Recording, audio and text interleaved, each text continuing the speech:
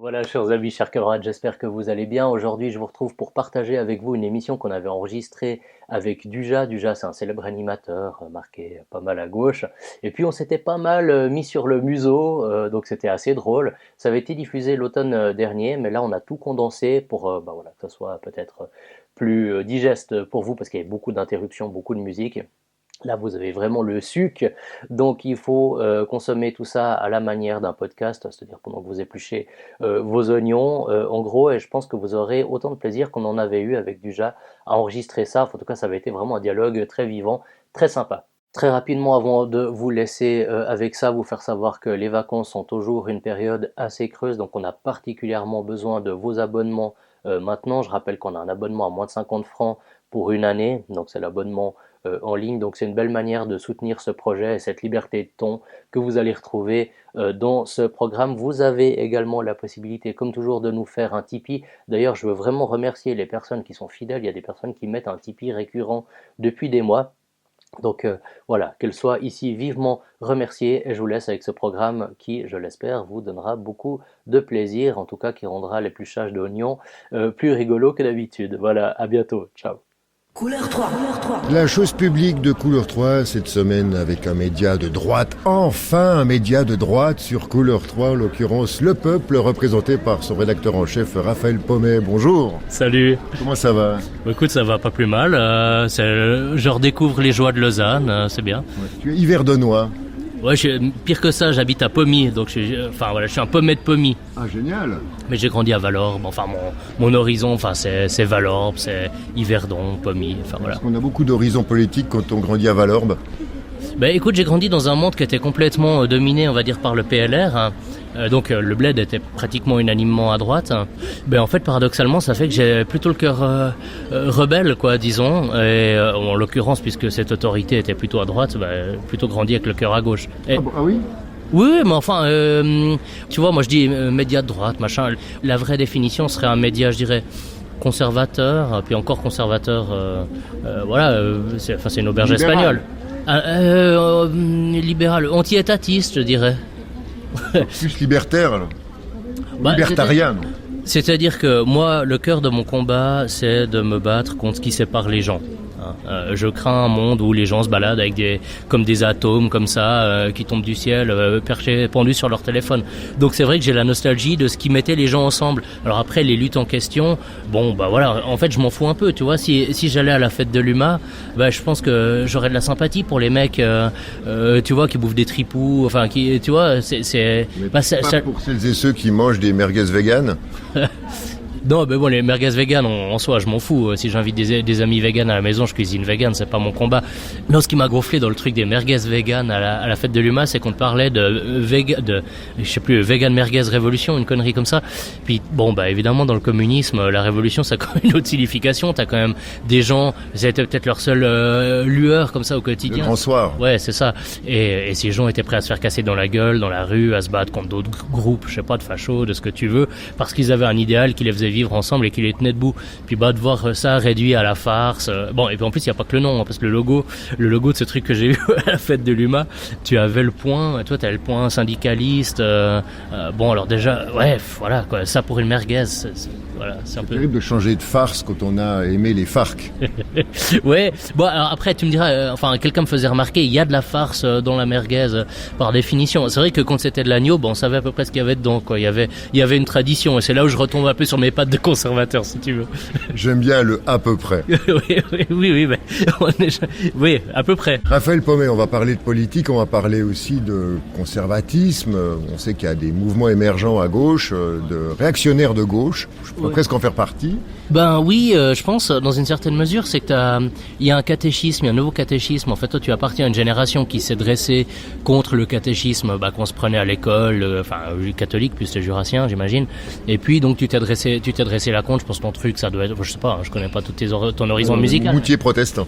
Ah oui, merde. Ah oui. Donc on peut être autonomiste et protestant, comme des catholiques qui seraient pas autonomistes, je ne sais pas. Mais enfin bon, on s'en fout. Disons qu'on a tous eu notre catéchisme face auquel on s'est révolté. Moi, si je retrouve mes cahiers d'écolier, t'as des pentagrammes inversés, des trucs comme ça, tu vois. Le problème, c'est qu'effectivement, aujourd'hui, on se prend un nouveau catéchisme que je trouve pas meilleur que l'ancien. Au contraire, je trouve pire, quoi. Peux-tu préciser ta pensée ? C'est-à-dire que l'ancien catéchisme, disons, enfin celui que je transmets, moi-même, parce que je suis catho, il avait la volonté de s'ancrer dans le réel, si tu veux. Et on remettait pas en doute que 2 et 2 faisaient 4, si tu veux. Et aujourd'hui, c'est Chesterton qui dit ça. Chesterton, qui est mon auteur préféré, qui dit ça dans un bouquin, qui dit que bientôt il faudra mettre sa cape, prendre une épée pour aller oser affirmer dans la rue que 2 et 2 font 4. Ou par exemple, pour être plus terre à terre, c'est pour affirmer que, je sais pas, l'espèce humaine se répartit très majoritairement de 2 sexes, par exemple. Ce qui est une évidence, mais voilà. Donc politiquement, ça donne quoi ? Ce que je suis, moi ? Oui, non, mais par rapport à ça, c'est-à-dire les combats politiques, c'est-à-dire assez dubitatif quant au combat LGBTQ+. Ça dépend pourquoi. Même il y a 13 ans, j'ai animé des journées de lutte contre l'homophobie. Alors je pense qu'il y a des gens que ça doit faire marrer s'ils revoient ces images. Enfin, je sais pas si on les trouve d'ailleurs. Donc non, moi je suis assez pour foutre la paix aux gens. En réalité, j'ai pas envie de rééduquer les gens. J'ai juste envie qu'on me foute la paix. Mais en l'occurrence, il se trouve que moi qui vis dans un couple à peu près classique avec une femme, 2 gamins, machin. Eh bien, on va me faire des leçons toute l'année, que, je sais pas, le couple c'est politique, la manière dont tu vis est politique, machin. Puis moi, j'ai juste envie qu'on me foute la paix. Comme je fous la paix aux gens, je vais jamais aller vers un couple gay pour lui dire, faut que tu fasses une thérapie de conversion. Déjà, parce que je crois pas tellement à leur efficacité. Puis pas simplement, c'est pas ma manière d'être. Moi, j'aime juste qu'on foute la paix aux gens, simplement. Qui ne fout pas la paix aux gens? Je pense qu'on est quand même dans une vaste offensive de rééducation aujourd'hui. Je pense qu'on est dans une vaste offensive d'infantilisation aussi de la société. Tu vois, moi, je joue avec des gamins, qui souvent sont bosniaques, albanais, etc. Machin, les gamins avec lesquels je joue au basket dont je parle dans une chronique sur 2. Pour eux, c'est vraiment pas drôle d'être au gymnase parce que finalement ce qu'on leur a appris quand ils étaient gamins, aujourd'hui tout ça on le remet en question. Et pour ces gens-là, pour ces gens qu'on doit faire vivre en harmonie avec nous dans ce pays, eh bien il y a l'idée que toutes les valeurs un peu spontanées qui font partie de leur culture, de leur cadre culturel, elles seraient mauvaises puis elles doivent être mises en question par des petits universitaires patentés machin qui nous sortent des papiers illisibles avec des X au milieu. Et puis je pense pas que ça soit très sain pour la société, et je pense pas non plus que ça soit très fructueux, disons, pour les gens qui sont homo comme je suis hétéro, qui ont pas forcément envie de tout politiser. Tout n'est pas politique. Mais il y a que ça comme problème actuellement en Suisse. On peut dire que ce sont des problèmes de riches. Oui, alors le problème subséquent, si j'ose dire, c'est que si on réduit la politique à des combats hyper minoritaires, ça développe chez les gens une forme d'apathie. C'est-à-dire que la force de la Suisse, c'est l'engagement dans les associations, dans les partis, la milice, ce système-là.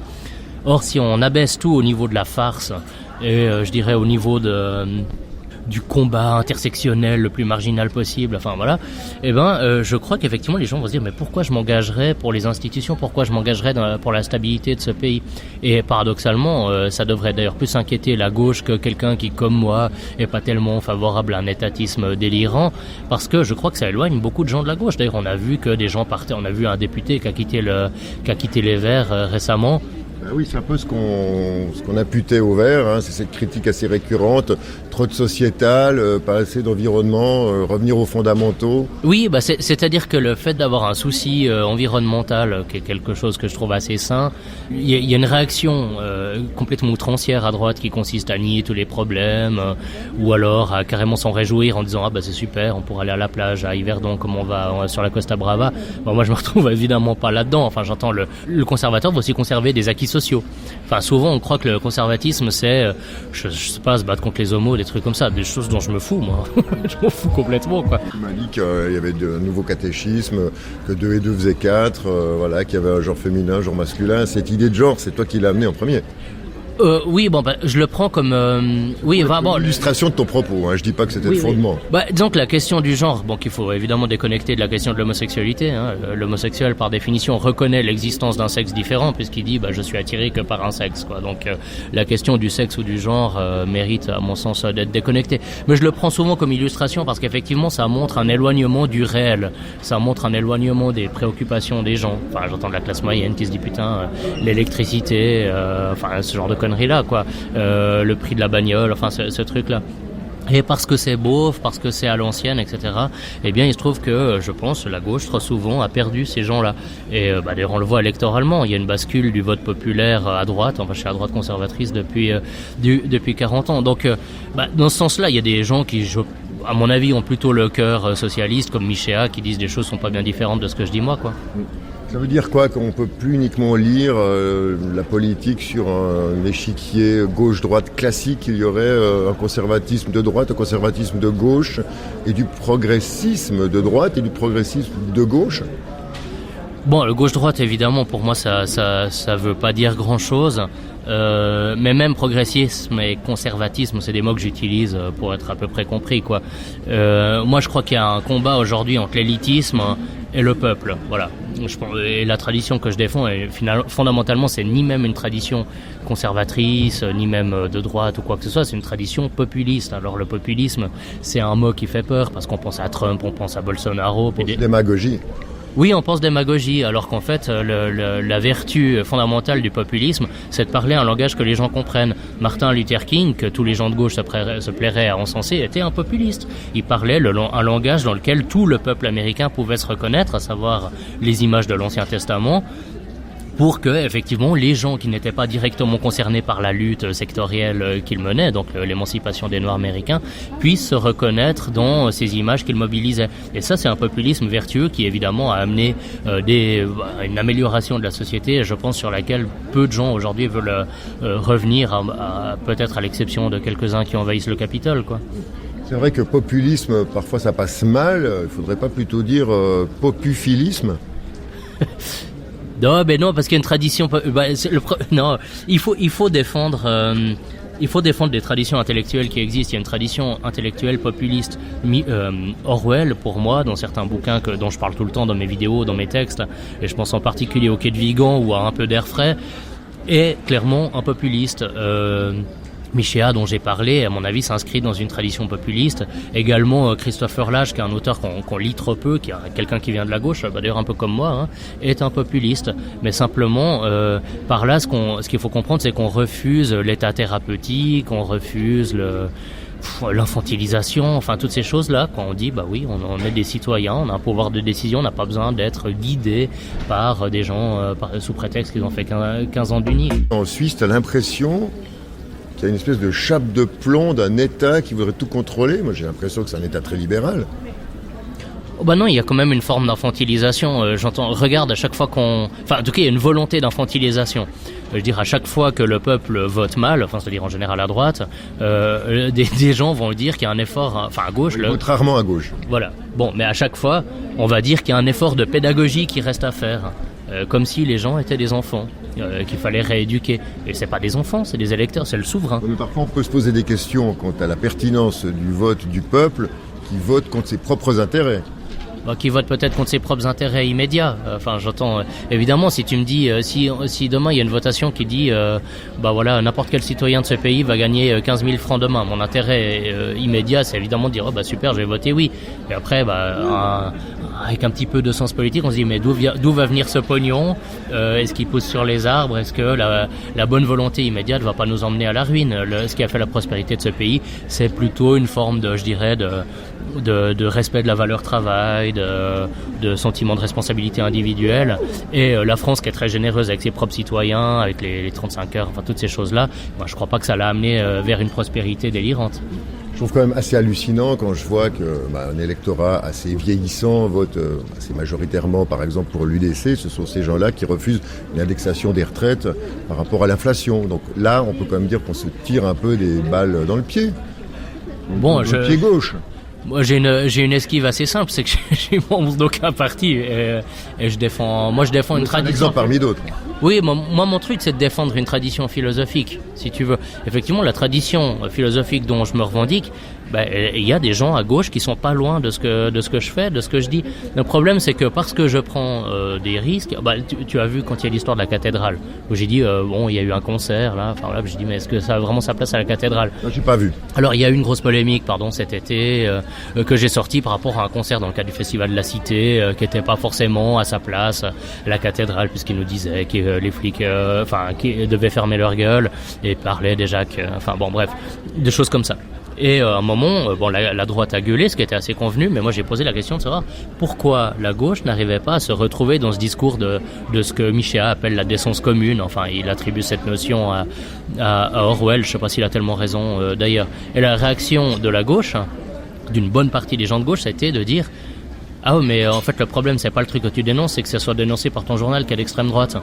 Ce qui montre quand même un goût du débat assez catastrophique. Moi c'est ça que je combats. Après j'ai jamais eu un engagement partisan. Alors après j'ai des mandats, je dois bien gagner ma vie, et puis je fais des choses en politique, ça je le cache pas.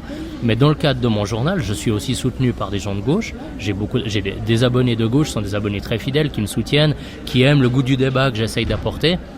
Et bien sûr que moi j'aurais jamais envie de leur taper dessus parce que c'est pas ma nature. Ça t'embête qu'on dise que Le Peuple est un journal d'extrême droite?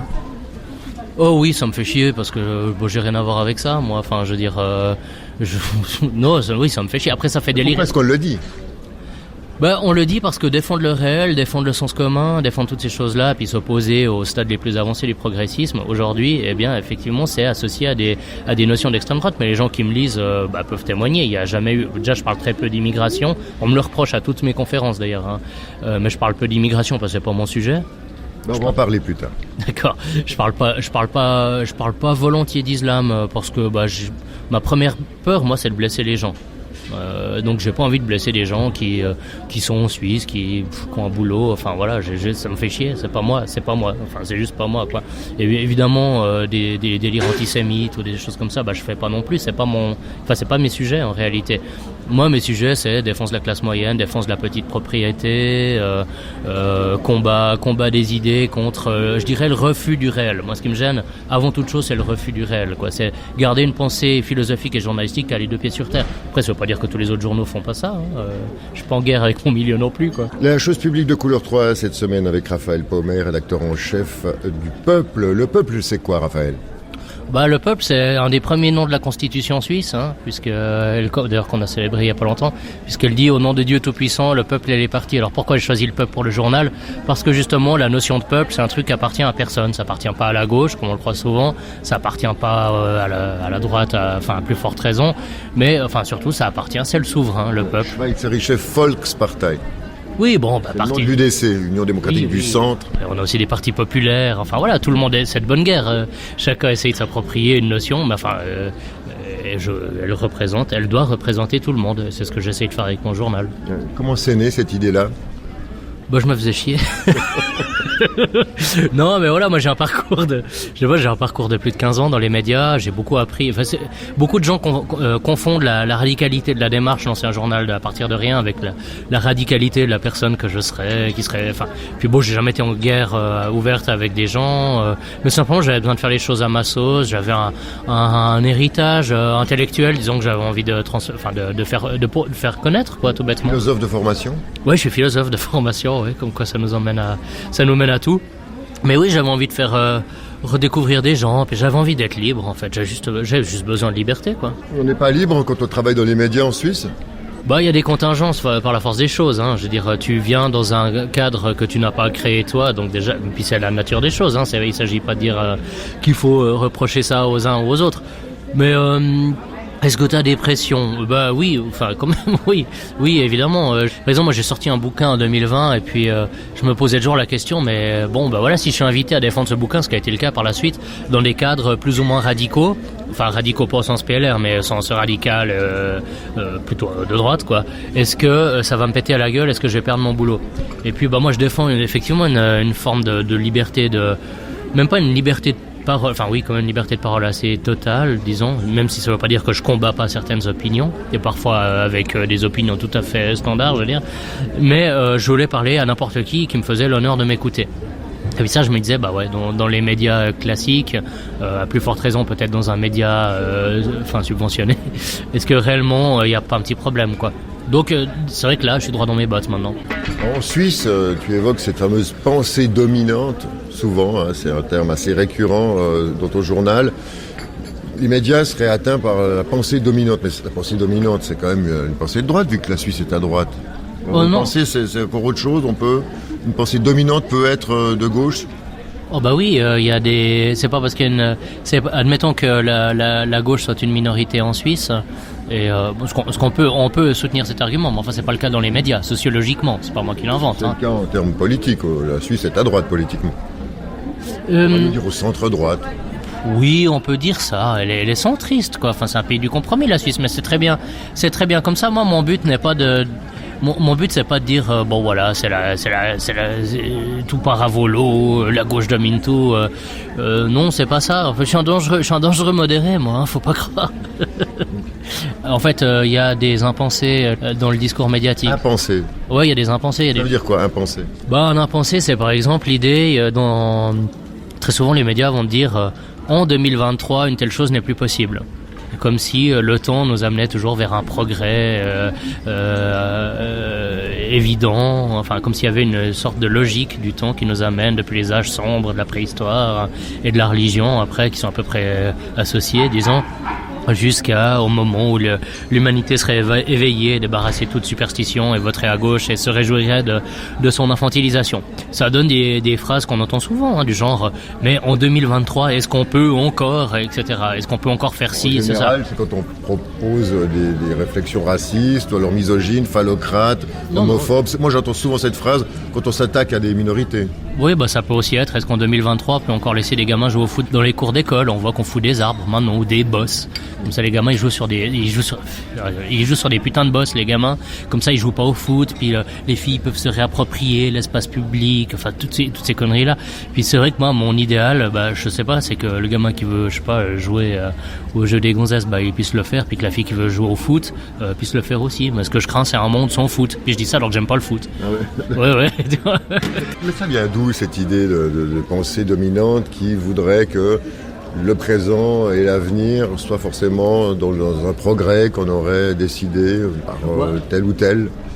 Philosophiquement, ça vient du positivisme, hein. C'est la doctrine de Comte au milieu du 19e, où on essaye de recréer un sentiment religieux sans transcendance. Maintenant, pour dire les choses un peu plus simplement, moi je vois pas mal de choses qui, à mon avis, participent de cette pensée-là. Attends, j'avais un exemple qui me venait en tête à l'instant. Ah oui, c'était pendant le Covid. Pendant le Covid, on nous disait là, on a atteint les limites du fédéralisme. C'est la tarte à la crème, on en a bouffé des limites du fédéralisme. Il fallait faire péter tout notre héritage juridique, politique, etc. parce qu'on avait atteint les limites du fédéralisme. 3 ans plus tard, le Covid, il y a plus grand chose, quoi. Et puis nos institutions demeurent. Alors qu'il y a 3 ans, tout le monde était unanime pour dire que l'histoire avait évolué de telle façon qu'il fallait tout abandonner. Aujourd'hui, on a le même genre de discours avec la neutralité. Parce qu'il y a une guerre, on a eu un système, la neutralité c'est depuis 1815, hein. Et on a résisté, on a résisté à 2 guerres mondiales, à la guerre froide. On a fait plus que résister, puisqu'on a eu un rôle assez éminent d'ailleurs pendant la guerre froide. Mais enfin, il faudrait faire. Il y a eu un rôle pendant la Deuxième Guerre mondiale. La neutralité, ça se discute. Même ça se discute plus que ça encore. Tu sais ce que c'était les polémiques au début de la Deuxième Guerre? C'est que la Suisse avait passé des accords un peu par la bande avec la France pour que la France la protège en cas d'invasion des nazis. Donc la Suisse, comme n'importe quelle démocratie, avait conscience que le danger immédiat venait du régime hitlérien. Voilà. Puis moi, je viens de Valorbe, sans nier toutes les saloperies qui ont été faites. Je veux dire, moi, j'ai encore le souvenir des paysans chez qui je gardais les vaches quand j'étais gamin, qui me racontaient comment ils ont fait passer des gens, comme ils ont, la toute bête l'humanité que je défends. Donc, la Suisse, je sais pas, les réalités sont toujours nuancées. Il faut avoir le courage de la nuance, hein. C'est aussi à Saint-Gall, Paul Gruninger, etc. Mais en même temps, il y avait aussi des politiques en Suisse à cette époque-là qui étaient clairement pro-nazis. Oui, mais ça, Paul Chaudet, par exemple. Je suis pas un révisionniste. Je nie pas que n'importe quel pays. Toi qui aimes la nuance, il faut en avoir des deux côtés. On est d'accord. Oui, absolument. Mais enfin, pour revenir à la neutralité, il se trouve que dans cette période dramatique, comme tu le soulèves justement, la neutralité a survécu. Elle a survécu à la guerre froide, elle a survécu à des guerres en Yougoslavie, alors qu'on accueillait d'ailleurs des peuples qui se foutaient sur la gueule, on les a accueillis chez nous. Et la neutralité a très bien survécu à tout ça. Et aujourd'hui, parce qu'il y a une guerre en Ukraine, on nous dit là les conditions sont nouvelles et donc il faut qu'on abandonne ce principe qui est pourtant constitutif de notre art politique. Moi, je crois que ce qui a été éprouvé par le temps, mérite toujours d'être défendu. Ça, c'est une forme de conservatisme, mais qui me semble relever du sens commun.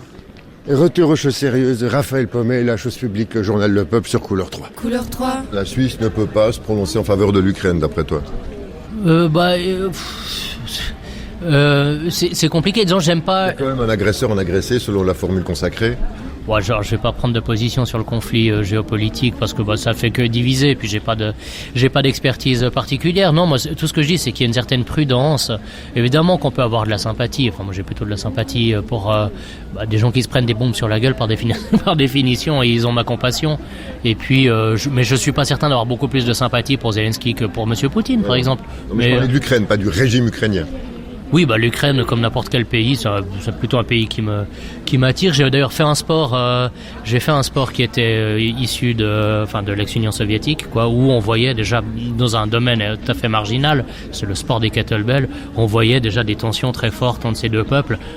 Moi, effectivement, en tant que Suisse, là au milieu, mon rôle n'était pas de dire ah non, mais c'est eux les gentils, c'est vous les méchants. Enfin, c'est pas notre art politique, c'est pas notre posture. Notre posture, c'est la prudence. J'ai eu la chance d'aller à Popovka, en Crimée, au fameux festival de Kazantip, avec la République libre de Kazantip, festival techno complètement dingue où tu devais avoir un visa, ou alors les gens avec des valises vertes ou oranges pouvaient passer sans visa. C'était complètement absurde, c'était complètement surréel, et on sentait qu'il y avait aussi parfois des tensions entre la population locale qui accueillait un festival qui était mis en place par beaucoup de Russes aussi, et on sentait que voilà, même si ça profitait à des gens qui étaient plutôt des fermiers, des paysans, des pêcheurs, dans une région assez pauvre de Crimée. C'était quand même que toute cette masse de bobos, entre guillemets, russes qui venaient danser en payant une fortune, des espèces d'abris pour pioncer la nuit. On sentait aussi là qu'il y avait deux mondes qui se confrontaient.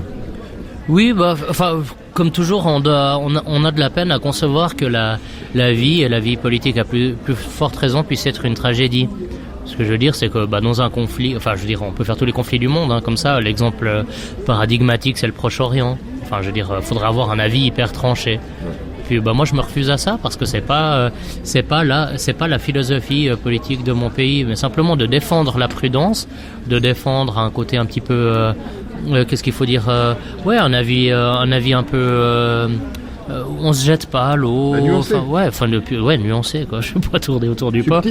Oui, voilà, défendre la subtilité. Alors peut-être que c'est vrai que je parle peut-être un peu trop comme un bourrin pour qu'on puisse croire à la réelle nuance et subtilité de ma pensée. J'écris de façon moins bourrine, très certainement, mais défendre la nuance aujourd'hui est un acte révolutionnaire. C'est ça la particularité de notre époque. Bientôt les élections fédérales. Est-ce que le journal Le Peuple prend fait et cause pour, pas forcément des partis, tu nous as dit que tu n'étais pas forcément en faveur d'un parti, mais peut-être pour des personnalités alors, dont le spectre serait assez large, couvrirait la gauche, la droite, peut-être plus de gens de droite, explique-nous.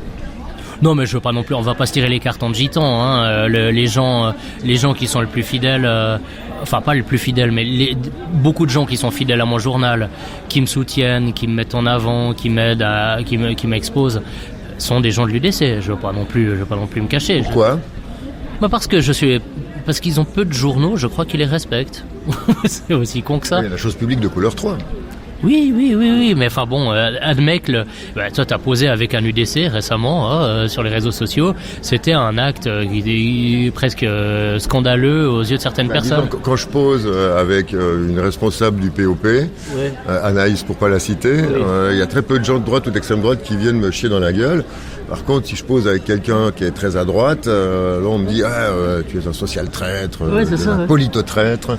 À gauche, on a plus l'impression pas toute la gauche, encore une fois, j'insiste là-dessus. J'ai beaucoup d'abonnés, j'ai beaucoup de gens qui me soutiennent. J'aime pas le noir ou blanc. Mais pas forcément des encartés. Non, des encartés aussi. Des encartés aussi. Et puis même, on a lancé un dialogue là, avec le syndic d'Yverdon, Pierre Desmontais, qui est un bonhomme brillant, un bonhomme que j'aime beaucoup. Je vais pas non plus le cacher. Mais on est d'accord sur rien.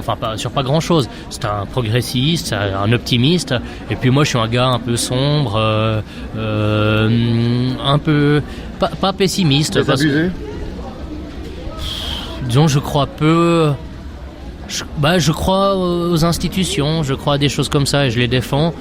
Mais j'ai pas une. Je préfère être avec mon chat qu'avec des gens souvent, quoi. Tu préfères quand même être avec tes enfants qu'avec ton chat. Non, l'idéal c'est d'être avec mes enfants et mon chat. Voilà. Mais ton chat est de gauche. C'est vrai qu'il vient se servir, il vient bouffer sans avoir rien produit. Il crée pas de richesse. Il vit vraiment sur le vieux con qui est d'accord d'aller se lever pour aller bosser le matin. Oui, il a un sens, ce sens de la solidarité sur le dos des autres qu'on impute parfois Mais bon, voilà, on est dans la J'ai caricature. bien tendu la perche. Là. Oui. Il s'appelle Raphaël Pommet, il est journaliste, il est rédacteur en chef du journal Le Peuple, il se dit conservateur, il se dit chrétien, il a baigné dans une culture de gauche. Ça fait un gros mélange, on y voit plus clair. Couleur 3, chose publique, Le Peuple, Raphaël Pommet. On a le droit de se foutre de la gueule de la gauche ou alors ça passe mal? Alors, mais en fait, ça vient bien avant le clivage gauche-droite. Hein. Dans l'histoire des idées, on sait que les idéalistes, les philosophes idéalistes étaient toujours très chiants. Enfin, c'était toujours des sales cons, en fait, imbuvables. Alors que les gens qui avaient une vision plus sombre de la nature humaine étaient toujours des gens assez drôles. Un truc qui me frappe, moi, tu sais que je suis souvent dans des... Trouve au Parlement. Hein. Ça, je m'exprime pas. Je corrobore mes propres propos.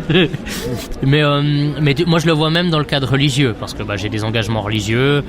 Je suis souvent dans des cadres où on voit d'autres familles catho ou évangéliques ou des gens comme ça. Et bien, en fait, on rigole plus. Je veux dire, quand tu as fait, je sais pas... Un calviniste, par essence, ne prête pas à rire.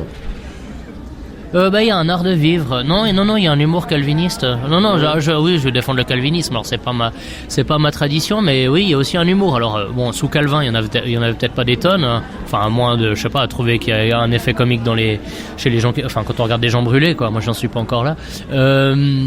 Bon, là, je déconne, mais ouais, il y a quand même un art de vivre. Hein. Par exemple, moi, j'aime bien les gâteaux à la protestante. J'ai écrit un bouquin en 2020 et je vantais l'art du dessert protestant. Tu sais, le dessert protestant, il a une structure, tu vois, il tient debout, tu peux le casser net, etc. Le dessert de gâteau, par définition, il dégouline, il y a trop. Enfin voilà. Moi, j'aime bien la tarte aux pommes protestante, sans le guélon, je crois, gueulon, je sais pas comment on dit, le truc là pareil aux œufs là que tu mets au milieu, qui fait la liaison puis qui donne un peu, voilà, tu vois ce que je veux dire ou pas? Non, je suis pas vaudois. Ah oui, mais c'est un truc neuchâtelois, hein, je crois. Ah ouais? Ouais, bon, enfin, t'es presque un neuchâtelois, non? Ouais, presque, ouais. Tu sais qu'à 20 km en Suisse, tout change. C'est ça, oui, C'est tu vois. toi le bonheur du pays. Oui, absolument, mais ça c'est vrai que c'est un aspect que je revendique beaucoup, moi, hein, l'ancrage nord-vaudois. J'aime bien ma campagne, j'aime bien j'aime bien les gens, hein, dans ma campagne, aussi parce qu'il y a mon chat. Hein, mais, enfin voilà, mon chat me permet de voir si les gens sont sympas ou pas. Enfin voilà. Mais ouais, j'aime bien ce côté, j'aime bien la simplicité des coins paysans, j'aime bien. Je sais pas, j'aime bien le fait qu'il y a une sorte de modestie naturelle. Alors elle me perd, hein, je pense que je vendrais beaucoup plus d'abonnements si j'étais un enfoiré, si j'étais toujours en train de me vanter de mes réussites, tout ça. Puis la réalité c'est que je sais pas tellement me vendre, hein, donc ça prend du temps, ça demande pas mal de boulot. Et puis aussi le fait d'avoir trop le goût de la nuance, je pense que c'est pas très bon. Faudrait être beaucoup plus clair. Si tu étais plus trash, t'aurais plus d'abonnés? Ouais, si je faisais du sale, si je disais on est le seul journal qui soutient l'UDC, des choses comme ça, oui, je ferais beaucoup plus de pognon. Tu payerais tes chroniqueurs, contrairement à d'autres publications sur le net très à droite, dont je ne citerai pas le nom évidemment. Moi j'aimerais bien les payer, mes chroniqueurs, je les paye de l'armée du salut. De la coke et du crack. Bon, je demandais pas aux gens ce qu'ils prenaient, mais enfin, si tu voulais trouver quelque chose, c'est là-bas que t'allais, quoi. Ouais, mais maintenant, franchement, on a l'impression que c'est une organisation. C'est plus juste, par exemple, des réfugiés qui viennent, qui savent pas quoi faire. Toujours cette excuse, hein, qui est volontairement donnée par la gauche. Oui, voilà, ils font ça pour aider leur famille chez eux. Là, franchement, moi, j'observe ça aussi d'un œil amusé, amusé ou irrité, parce que je prends souvent le train et je vois comme ils sont positionnés, l'organisation, le renouvellement, les 3-8 quasiment. Je veux dire, là, on est confronté quand même à une organisation criminelle. C'est plus juste les gars qui savent pas quoi faire de leur vie. Oui, bon, sur le plan technique, ça vaut la peine de relever qu'ils travaillent bien. Hein. Mais après, s'ils étaient blonds, je pense que tout le monde s'en foutrait. Hein. Je dirais, faut dire la vérité. Tout le monde s'en foutrait du deal si les mecs étaient blonds, quoi. Mais s'ils étaient blonds, je suis pas sûr que la gauche les défendrait, d'ailleurs. Ouais. Mais tu penses que personne ne veut prendre des décisions par rapport à ça parce que c'est de la compétence de la Confédération ou de la fédérale sur les stupéfiants ou alors de la police cantonale ou voire des parlementaires à Berne parce que souvent on se balance ça comme une espèce de patate chaude. Bon, on vit dans un monde qui est fait d'interdépendance, donc il y a des questions qui oui, mais il y a des choses qui dépassent largement le cadre suisse. Et puis après, tu te retrouves. Alors, un discours classique, chez les gens très à droite, c'est d'accuser la pauvre municipale parce qu'elle est de gauche à Vevey, dire puis vous laissez faire ça, vous avez du sang sur les mains, etc. Bon, il y a qu'à, ça marche assez peu souvent. Mais c'est vrai que à Lausanne, il y a quand même eu 2-3 fois des politiques volontaristes. D'ailleurs, on les doit à la gauche. gauche, hein. On les doit à Junot. Enfin, pour autant que Junot soit de gauche, ça, je sais pas. Enfin, mais on a eu la visibilité des flics qui était mise en place il y a plusieurs années. C'était sur un coup de pression de gens plutôt. Enfin, ça venait plutôt de tout en haut, à ma connaissance. Voilà. Après, j'aime pas trop parler de ces questions-là parce que j'ai bossé comme porte-parole des flics. En même temps, t'en publies des articles dans ton journal, donc c'est pour ça que je t'en cause. Oui, mais c'est pas moi qui l'ai écrit. C'est vrai. Tu l'as publié. Oui, il n'y a pas d'interdiction à publier des articles qui concernent des thématiques que tu as touchées. S'il y avait un scandale chez un de mes anciens employeurs, j'écrirais pas l'article moi, mais enfin, si quelqu'un me fait un article qui est valable journalistiquement, alors après on peut discuter de ce papier-là. En l'occurrence, c'est un jeune qui bosse pour moi, qui bosse bien. Puis je lui ai dit, tu sais pas quoi faire aujourd'hui, va faire du terrain, va voir, puis tu me racontes ce que tu as vu. Puis après, il y a eu cette volonté un peu déconne d'en faire une visite touristique. C'était un peu de la provoque. Les gens ont plutôt bien aimé chez nos lecteurs. Après, c'est du journalisme, hein. Tout n'est que vanité et poursuite du vent, hein. C'est pas très important face à l'éternité. Immigration, sans vouloir faire le lien entre trafic de drogue et immigration, ça fait partie de plusieurs thèmes que j'avais envie de développer avec toi. Tu m'as dit, en prélude à toutes ces discussions, que quelque part, t'aimes pas spécialement œuvrer là-dedans. J'ai comme des idéaux classiques, on va dire de ce qu'on appelle aujourd'hui la droite, mais la droite conservatrice, mais qui à mon avis devrait des idéaux plus généraux. C'est-à-dire, c'est la question de la souveraineté. Je pense qu'effectivement l'intérêt du pays prime sur une exigence de solidarité déconnectée des conditions réelles dans lesquelles on va accueillir les gens. C'est ce qui fait que je me retrouve assez chez les gens qui disent écoutez, la solidarité que vous prônez, Madame Baumschneider, trouvez des solutions pour qu'on puisse la mettre en place, quoi. Mais c'est à la rigueur, ça pourrait tout aussi bien être défendu par la gauche, puisqu'il s'agit de dire qu'on doit accueillir les gens dans des conditions décentes, et ces conditions aujourd'hui elles sont pas toujours réunies. Donc voilà, ça c'est le premier point, disons, de mon regard idéologique. Après le truc, c'est vrai que déjà je suis catho. Déjà comme catho, je vais dans des messes où je pense qu'on est on est un quart de Suisse. On est un quart de gens du cru, quoi, si je veux dire comme ça. C'est facile d'être catho dans le pays de Vaud? Oh oui, ça se pose pas trop mal, il y a pas trop. Parce que tu l'as dit souvent que tu étais catho, visiblement ça te tient à cœur. Oui, c'est le cœur de mon identité, bien plus que l'identité politique ou quoi que ce soit, c'est le cœur de mon identité, parce que c'est quelque chose que le monde vit sur son capital catholique, dit Chesterton, puis je pense que c'est absolument vrai. Tout ce que les gens viennent visiter, la cathédrale, même la cathédrale qui est passée à la Réforme, est d'origine catholique. Et puis après je fais pas de guerre catho-protestant, je m'en fous, c'est pas mon sujet. Et avec les athées? M'en fous. Je m'en fous, je suis en guerre contre personne. Je pense qu'à mon mariage, ça a été le plus grand rassemblement d'athées, voire d'antichrétiens dans une église de ces 30 dernières années, ouais. T'écoutais du black metal, t'en écoutes toujours? Oui, moi j'aime le punk, j'aime le hardcore, j'aime le black metal, j'aime le hardcore, donc le punk hardcore. J'aime un peu j'aime des choses assez sombres, assez radicales, quoi. Mais parce qu'en fait le christianisme aujourd'hui est devenu tellement youplaboum, souvent tellement chiant, que je trouve plus de sacralité.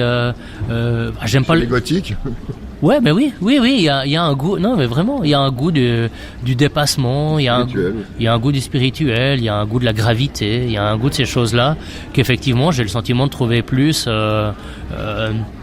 Je sais pas, après il y a aussi le côté, dans ces milieux-là, mais après il y a aussi le côté, moi j'aime bien le côté deuxième degré, tu vois, j'aime bien la série B, j'aime bien qu'il y ait des crocodiles géants qui bouffent des gens, quoi. Donc tout ça fait que effectivement je me retrouve un peu dans un univers, parfois un peu, tu vois, moi j'aime bien les films où il y a des zombies qui vont bouffer des gamins qui vont en balle de promo, tu vois, j'aime bien ces conneries-là, ouais. Donc l'identité catholique est pas monolithique, mais par contre elle est centrale, ouais.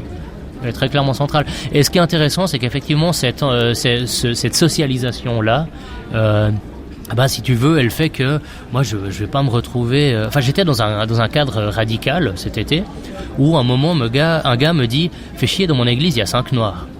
Puis je lui dis puis c'est quoi le problème? Puis il me dit si on laisse faire l'année prochaine ils seront 10. Puis je lui dis tu devrais être content. Tu devrais être content, c'est-à-dire qu'il y a 5 personnes de plus dans ton église. Comment on peut se on peut pas prévaloir d'être croyant, d'embrasser les thèses chrétiennes et d'être raciste? Ça m'a toujours un peu soufflé. Moi pareillement. Moi pareillement, c'est pour ça que je fais pas ça. Donc faut pas fréquenter ces gens, Raphaël. Non, moi je crois au dialogue radical. Bah regarde, on est ensemble. Non mais non, il faut parler absolument à tout le monde. Moi je crois, je veux dire, la personne en face de moi pour avoir les idéaux les plus dégueulasses du monde, si cette personne est sympathique et que je trouve chez elle des valeurs humaines qui sont indirectement proportionnelles à on va dire la qualité de ses opinions politiques, je vais pas m'empêcher d'être gentil avec cette personne. Je suis un gentil. Ma raison d'être dans ce monde, c'est de créer des ponts entre les gens, c'est pas de diviser. Et il se trouve qu'effectivement, j'ai le sentiment que la minorité aujourd'hui, au niveau idéologique, au niveau du combat des idées, etc., est plutôt à droite. Et puis, voilà, je suis assez droit dans je me sens assez droit dans mes godasses en donnant la parole à ces gens-là et en leur fournissant un média qui les respecte peut-être un peu plus que d'autres. Mais après, il y a d'autres médias qui font des virages à droite. Le Ton fait un virage à droite. Et RTS Là. Et écoute, je vais peut-être te surprendre, mais je pense que la radio est assez équilibrée à la RTS. Par contre, je pense que la télé part à volo, oui. Ça veut dire quoi, ça? Bah, il faudra regarder ma chaîne YouTube, je vais faire un truc, là. Non, mais oui, voilà, moi, quand je vois un journaliste à Berne qui nous présente les 175 ans de la Constitution, puis qui nous dit que c'est super parce qu'il y a eu un hommage à une femme racisée, il emploie le terme racisé, qui est un charabia universitaire à la con, militant, etc., eh bien, on doit pas faire ça avec l'argent des gens. Enfin, de la même manière que ça me scandaliserait si le journaliste parlait, je sais pas, des gauchistes, quoi, ou de termes à la con comme ça. Je veux dire, on doit être prudent quand on parle avec l'argent des gens, on doit trouver le terrain commun. Cette fameuse initiative redevance à 200 francs, t'en penses quoi? Faut dégraisser le mammouth, comme on entend souvent à droite. Ouais, Vas-y, tu sais, moi je vais trouver du boulot. Mais j'espère. Je dis ça, mais franchement, je devrais pas faire le malin non. On aura peut-être besoin de podcast pour le peuple, si tu veux, vu que tu dis officiellement un vieux camp. Non, mais qu'est-ce que j'en pense? Oui, je pense que j'ai certainement voté oui. Ouais, quand même, ouais. Oui. Pourquoi? Parce que les motivations sont très très différentes, selon les gens avec qui on parle. Bon, déjà, parce que je suis fauché, ça fera toujours 165 balles de mois par année. C'est aussi con que ça, hein. Enfin, je veux dire. Et puis, je sais pas, je pense que ça incitera quand même à être un peu plus prudent sur certaines choses. Puis c'est vrai qu'il y a une tendance, là, à l'autoglorification chez certaines personnalités, disons, qui moi... Non, je vais pas donner de nom, c'est pas bien. Non. En général, quand je parle de gens, je leur donne les noms. Non, mais écoute... Ou alors je parle pas des gens. Disons que c'est plutôt des gens à la télé, que c'est plutôt des gens qui semblent bien s'apprécier. D'accord. Il y en a beaucoup. Oui, il y en a quelques-uns. Mais après, c'est le jeu aussi, hein, c'est le jeu du marketing, tu te mets en avant, etc. Mais quand on fait ça... On fait pas ces métiers aussi parce qu'on a envie d'être aimé, qu'on a envie de s'aimer plus peut-être, ou on a peut-être des choses à se faire pardonner. Je parle pas de moi, je suis pas dans la catharsis. Oh bah si j'avais envie d'être aimé, je ferais pas ce que je fais, quoi. Mais... C'est vrai, il y a des gens qui te détestent, tu t'es créé de nouveaux ennemis, tu as des gens qui te menacent si tu reçois des courriels ou alors des lettres désobligeantes. Bon, ça pas tellement. Non, pas tellement chez les... Après, ça reste assez confidentiel, hein, aussi, ce que je fais. C'est pas non plus... C'est vrai que j'ai une newsletter où je touche 9000 personnes. Donc bon, là, ça fait du monde. Non, ce qui a été douloureux pour moi, c'est le fait de perdre des amis, en fait, avec ça. J'ai perdu des amis, des gens, parce que je viens d'un milieu qui était pratiquement... tout le monde était... Enfin, j'étais un peu le gentil facho de la bande, quoi, hein, dans le regard des gens. Alors que j'ai jamais été évidemment trop dans ce délire-là. Mais pour certaines de ces... Enfin, moi j'ai entendu, ou j'ai reçu des messages qui disaient « Ouais, alors là, on n'arrive plus du tout à te suivre, tes idées me font gerber », enfin des trucs comme ça. Puis voilà, j'ai dit « Écoute, si mes idées te font gerber, c'est la fin de notre relation, puis adieu, salut, quoi. » Enfin, je veux dire... C'est triste. Oui, mais la vie est une tragédie. À la fin, on va tous crever. Tout est triste. Il y a pas il y a deux, trois. Il y a, je sais pas. Il y a la bière, il y a les pieds de porc, il y a la choucroute. Enfin, il y a des conneries comme ça qui illuminent un peu qui mettent un peu de joie le long de cette vallée de larmes qu'on appelle l'existence. Mais tout est triste. Oui, il n'y a pas d'espoir. La chose publique de Couleur 3 avec cette semaine Raphaël Pommet qui nous parle de son journal Le Peuple. Bon, on va te donner des responsabilités politiques. Admettons que tu sois aux manettes, les grandes manœuvres concernant, par exemple. Je vais te donner plusieurs thèmes, tu vas me dire comment est-ce que tu réglerais le problème, parce que c'est ça qu'on appelle les discussions de bistrot. Yaka Faucon. Qu'est-ce maladie? Ah putain, mais oui, mais tu sais, moi je suis vraiment pas bon sur le Yaka Faucon. Hein. Je suis comme un philosophe, c'est-à-dire que je parle de façon trop compliquée. Tu veux vraiment permettre d'endosser ce rôle-là? Bon, je pense que la solution de la casse maladie low cost du PLR, c'est pas mal. Ouais. Ça veut dire quoi ça? Qu'en gros tu sois plus obligé de te ruiner pour payer un truc comme ça. Ouais, je pense que c'est bien. Je dirais peut-être les gamins. Le système actuel est bien avec les gamins, j'ai l'impression. J'ai un gamin qui a fait 5 jours d'hôpital, visiblement ça va pas me coûter grand chose. Je me dis bon, c'est bien. Puis que les adultes, dans ma vision, de toute façon on va crever, donc tu crèves à 40 ans ou à 60. Voilà. Mais toi tu t'en fous parce que tu crois à l'au-delà. Bah oui. Mais pour nous les athées, Bah oui, vous avez une idolâtrie de la vie, vous. Ouais. Nous aimons la mort comme vous aimez la vie, disaient les djihadistes. Ouais. C'est horrible. C'est affreux, hein, mais c'est ça. Mais évidemment, quand tu rejettes la société thérapeutique que je combats, hein, le fait qu'il faut passer d'un psy à un autre, faut faire des conneries comme ça. Je veux dire, il n'y a pas un seul gamin qui peut avoir une bonne note à l'école sans qu'on nous explique qu'il soit HPO, HPI, TSA ou j'en sais rien. Enfin, tous les trucs qui ont des noms de compagnies aériennes. Enfin, tous ces trucs-là, à mon avis, ça vient du fait qu'on se dit, vu qu'il n'y a pas d'au-delà, puisqu'il n'y a pas de monde après celui-ci, puisqu'on a le sentiment de vivre dans un horizon bouché, eh bien, c'est absolument dans cette vie qu'il faut réaliser le bonheur absolu. C'est dans cette vie aussi qu'il faut se soigner, accéder un peu au nirvana, quoi, en gros, quoi. Et toi, tu t'en fous parce que tu réinterprètes le pari de Pascal, c'est-à-dire, même s'il n'y a rien après, tu ne le sauras pas, puis s'il y a quelque chose, t'en jouiras. Ouais. Oui, mais en fait, avoir la foi, c'est beaucoup moins naïf qu'on croit. C'est-à-dire que ça peut tout à fait, comme Pascal l'a fait, être l'objet d'une... Pascal qui était un scientifique, hein, ça peut faire l'objet d'une décision parfaitement rationnelle. Et ça, on le reconnaît pas tellement parce qu'on aime bien un peu décrire les bigots comme moi, comme des êtres un peu néandertaliens comme ça. Et d'ailleurs, il y a rien qui nous dit que les néandertaliens étaient plus cons que nous, hein. Je veux dire, les gars, tout ce qu'on sait d'eux, c'est qu'en gros, ils dessinaient des animaux contre les parois de leur maison, quoi. Moi, je trouve ça pas mal. Enfin, comme activité, Il y a des mecs qui font des tags aujourd'hui. Oui, j'ai rien contre, hein. Moi, j'aime bien j'ai rien contre le hip-hop, hein. Ouais, sauf que maintenant, on met son nom, alors qu'à l'époque, on mettait un mammouth, une antilope. Oui, ça effectivement, il y a une volonté d'affirmation de soi, mais évidemment, c'est pas que dans le hip-hop, on a besoin d'exister. Enfin, les gens font des livres, par exemple. Aujourd'hui, les gens lisent pas beaucoup, mais ils écrivent beaucoup de livres, hein, ce qui fait qu'il y a beaucoup de merde sur le marché. Raphaël Pommet est le chef de la Suisse. Que décide-t-il en termes de retraite ? C'est circonstanciel. J'aime pas ce jeu-là. Non, j'aime pas ce jeu-là, parce que je suis un gars compliqué, moi. Non, mais c'est circonstanciel. La population vieillit. Si on doit s'adapter au vieillissement de la population, enfin tous ces trucs-là. Travailler plus. Non, mais en fait, je pense qu'il faut simplement pas être salarié. Déjà, je pense qu'il faut refuser le salariat. Faut refuser le salariat, faut refuser d'avoir un patron, faut refuser d'être gouverné, faut refuser tout ça, ouais. Ouais, je crois que c'est ça la seule solution. Donc après, si la retraite est à 85 ans, moi j'ai quand même pris la décision assez ferme de plus jamais avoir de patron. Donc je pense que je vais bosser jusqu'à mon dernier jour. La seule différence, c'est que j'aime mon boulot. Tu disais qu'un conservateur ne peut que vouloir conserver l'environnement. Si on développe... La pensée conservatrice veut préserver ce qui est, c'est-à-dire les données, le donné naturel, les conditions naturelles dans lesquelles peut se déployer une vie à peu près saine, et à peu près épanouissante, quoi. Bon, et effectivement, je pense que le fait qu'un gamin puisse voir des vaches, des abeilles et des cochons, je pense que c'est pas tout à fait inutile. Enfin, je préfère qu'ils voient ça plutôt que des drag queens dans les salles de classe, par exemple. Donc à ce titre, ça arrive souvent, ça. Bon, en tout cas, ça arrive avec la bénédiction de la fondation qu'on paye avec nos impôts pour encourager les gamins à la lecture, ouais. Et qui est présidée par Debuman. Dominique. Voilà, c'est ça.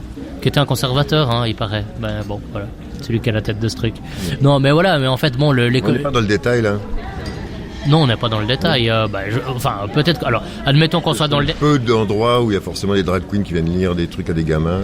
Admettons qu'on soit dans le détail. Si tu regardes le nombre de papiers à la gloire de ce truc qui ont été faits ces derniers mois, il y a une très forte surreprésentation du détail dans nos médias. Mais en quoi c'est dangereux ? C'est une question de cadre. Enfin, c'est pas une question de dangereux. Enfin, il y a des clowns qui venaient faire des spectacles à l'école. Oui, les clowns, par définition, appartiennent à un monde dans lequel les enfants ont leur place. Les drag queens ou les... Enfin, je sais pas si c'était... Ça n'a rien à voir avec l'homosexualité réelle ou supposée de ces personnes, hein. Je veux dire, si on avait des fans de SM qui venaient parler de sexualité qui seraient parfaitement hétéros, qui viendraient parler dans des salles de classe, ça me semblerait tout autant débile, quoi. Enfin, j'entends simplement, il y a des choses qui sont ni bonnes ni mauvaises en soi, mais qui appartiennent au monde des adultes. Puis je trouve qu'on charge beaucoup de conneries, on charge nos gamins de beaucoup de conneries. Par exemple, je te parlais de mon souci écologique. Moi, je suis pas absolument certain que ça soit une chose fantastique que des gamins avec leur classe doivent aller nettoyer des forêts. Je trouve que c'est leur faire peser des responsabilités d'adultes, leur foutre une sorte de responsabilité complètement ridicule, comme s'ils étaient en cause. Il y en a qui aiment ça. Les gamins ? Ouais, mais qu'ils le fassent avec leurs parents. Je veux dire, qu'on foute un peu la paix aux gamins. Là, j'ai reçu une lettre à la maison. On me dit que mon gamin doit faire un putain de cloud. Tu vois, il va bosser sur iPad parce que visiblement avoir des cahiers, des crayons, puis dessiner des vaches et compter jusqu'à 4, ça suffit plus. Maintenant, il faut qu'ils aient un cloud. Mais qu'est-ce qu'on va emmerder les gamins avec un cloud, tu vois? C'est pour les préparer à la future société ultra digitale. Oui, mais moi j'ai pas envie qu'ils soient prêts pour cette société, parce que cette société, j'aime pas sa marche. Je trouve que si, enfin, le but de l'éducation ou de la formation, c'est d'abord d'enseigner aux enfants des dégoûts spontanés, je dirais. Élever des gamins, c'est leur transmettre des dégoûts. Ça veut dire Ça veut dire que effectivement, si tu veux, la surreprésentation des gens qui dénoncent la marche du monde moderne, elle me rassurerait grandement si ces mêmes personnes ne communiaient pas dans absolument toutes les valeurs qui ont créé ce monde moderne, c'est-à-dire une sorte d'individualisme, mais vaguement solidaire, parce qu'on fait un post sur Twitter pour dire que regardez, Muriel Robin, elle arrive pas à tourner dans les nouveaux films ou des trucs comme ça, quoi. Tu vois, ça me dégoûte, ouais, ça m'emmerde. Moi, j'aime que les gens, j'aime que les gens se foutent autour d'une table, qui boivent une bière, puis qui quittent un peu les idéaux, qui quittent un peu les délires idéologiques et surtout ce côté thérapeutique. On vit dans une société qui veut tout soigner, absolument. La présence du mal dans le monde, qui était un donné naturel, depuis toujours, c'est une chose qui n'est pas évacuable.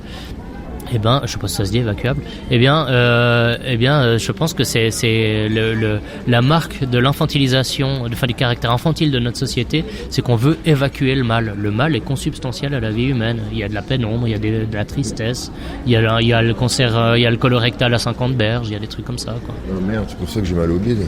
T'as 50 berges? Ouais. T'es fini, t'es foutu. Je peux toujours me convertir.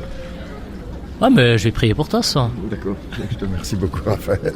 La chose publique de Couleur 3, cette semaine avec un média de droite sur Couleur 3, en l'occurrence Le Peuple, représenté par son rédacteur en chef, Raphaël Pommet. La chose publique. J'aurais voulu savoir quelle était ta vision de la politique en général. Parce que tu me dis, voilà, moi j'ai pas envie de jouer le jeu du mec qui gouverne la Suisse, et puis à chaque thématique, avoir une solution. On en est où avec la politique en Suisse? C'est sain, c'est malsain? Non, je pense que ça reste quand même assez sain. Je pense qu'il y a une culture du compromis qui permet quand même à ce pays de tenir à peu près debout. Maintenant, je pense que parfois on passe par la bande pour faire passer des choses complètement délirantes. Moi j'ai peu goûté, par exemple, de voir tout le Parlement qui boit les paroles de Zelensky, alors que j'ai rien contre l'Ukraine, comme je te disais, je m'en fous, c'est pas mon sujet.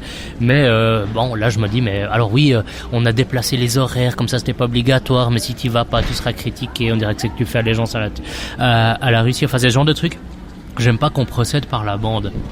Et j'observe qu'effectivement, un sentiment parfois d'incarner le camp du bien mène à refuser toute contradiction, tout débat, tout. Tu me demandais avant pourquoi je parle à des profils parfaitement radicaux. Moi, parce que c'est ma vision de la démocratie. C'est de trouver le terrain commun, c'est de se faire rencontrer les gens, de comprendre que l'autre peut avoir une position différente, mais qui est également logique, qui a une logique interne, si tu veux. Et je trouve que le régime politique suisse arrive encore à peu près à faire ça. On n'a pas de roitelet comme un Macron en France. Avec 40% de participation au fédéral depuis des années, c'est quand même assez dramatique. Oui, il est là le problème. Oui, évidemment que c'est dramatique. C'est aussi la conséquence de la professionnalisation de la politique. Quand ton patron, il n'y a plus de patron au Conseil national. Il y a des représentants des milieux patrons. Il y a des ouvriers. Non, je pense pas. Je sais pas, il y a des ouvriers au PS, je crois pas. Je pense qu'ils sont tous leaders syndicaux, représentants de Pro-Vélo, d'associations quelconques, de choses comme ça. Pro-Vélo, c'est Ebischer, c'est un ancien journaliste. Ah bon, voilà. Mais j'ai rien contre le vélo, c'est très bien. Il fait certainement très bien son boulot. C'est pas ça la question. La question, c'est pas les gens. La question, c'est la tendance. Et la tendance, et c'est ce qui nuit aux institutions et à l'art politique suisse, c'est que le monde de la politique est le monde aujourd'hui des représentants. Et moi, ce que je crois, c'est qu'il faut des gens qui soient patrons, ouvriers ou n'importe quoi. Il faut des gens qui sont avec la matière première tous les matins. La chose publique avec Dujat. À gauche, à droite, souvent on critique l'omniprésence, la puissance des lobbies en Suisse.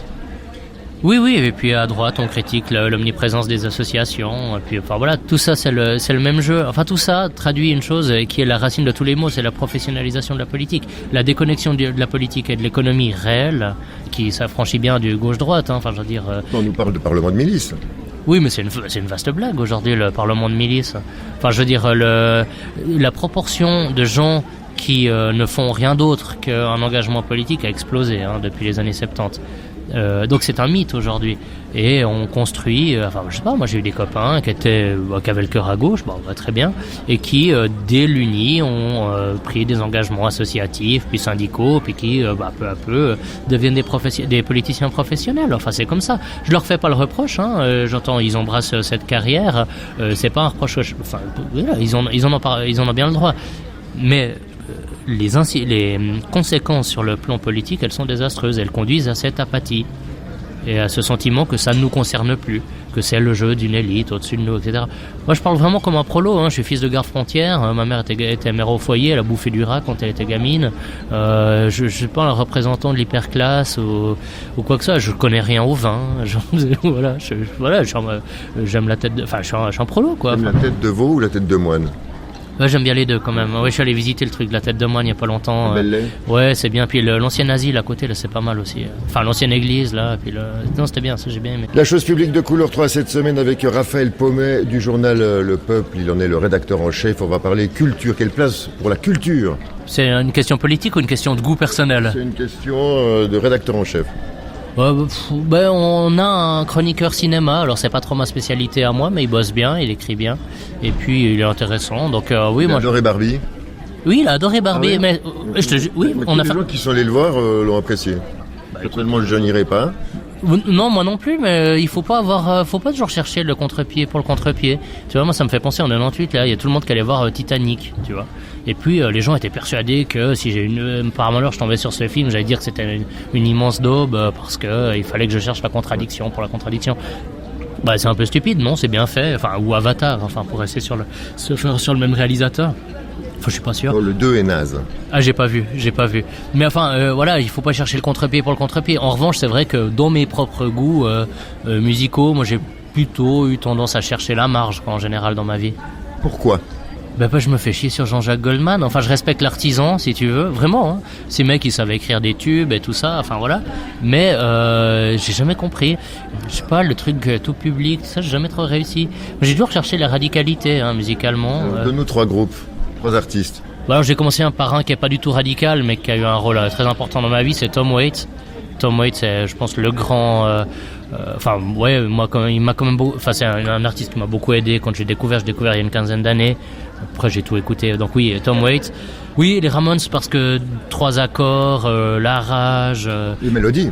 Les mélodies, le génie, le côté à la fois apolitique, alors que t'as punk de droite, on disait.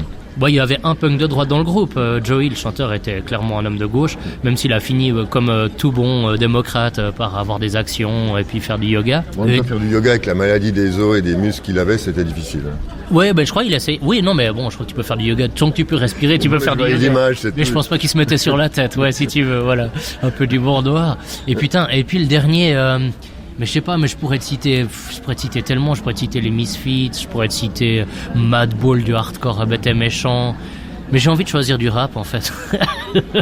On va partir sur un actuel. Je vais te citer Hugo TSR, c'est du rap old school actuel, etc. Alors c'est du rap de blanc, ça c'est le problème. Le problème des droitards qui écoutent du rap, c'est qu'ils écoutent toujours du rap de blanc, il y a rien à faire. Mais ça kick, c'est rapide, puis c'est bien écrit, voilà, je citerai ça. Puis après, il y a tous les trucs de ma génération, les trucs de ma génération, c'était Lunatic, c'était la FF, c'était IAM aussi, c'était NTM. Tous ces trucs-là ont fait partie moi je joue au basket depuis que j'ai 15 ans. Si t'aimes pas le rap, si t'aimes pas la culture hip-hop, tu tiens pas 25 ans dans le basket.